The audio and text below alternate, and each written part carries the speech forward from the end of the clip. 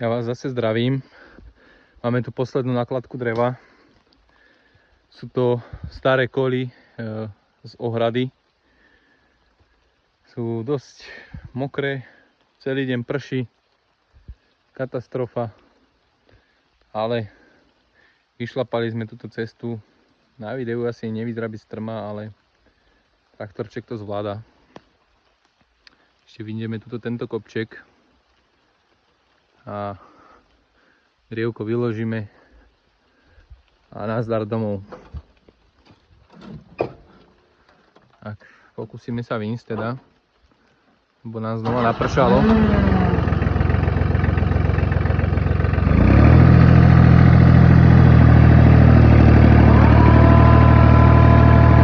Zatiaľ sa mu chce.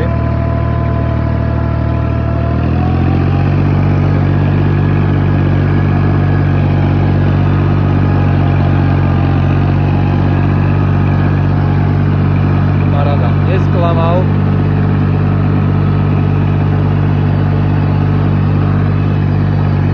Odviezol by som aj plno vlecku domov, ale keďže celý deň prší, kade pôjdem domov je obrovský strmák a pravdepodobne by som nevyšiel. Všade je blato, mokré, možno inokedy. Tu máme už našu kopu dreva. Vyložíme toto a rýchlo utekáme domov, lebo prší ako bláznivé.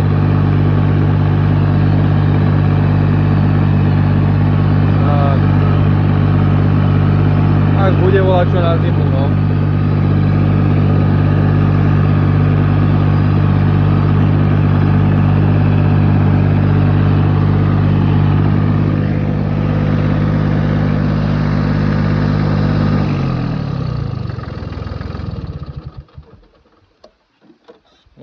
Ale prší. No, ideme to povykladať všetko. Myslím si, že tých 7 metrov dreva tu máme. Niečo máme už doma. Tak, zima sa môže začať.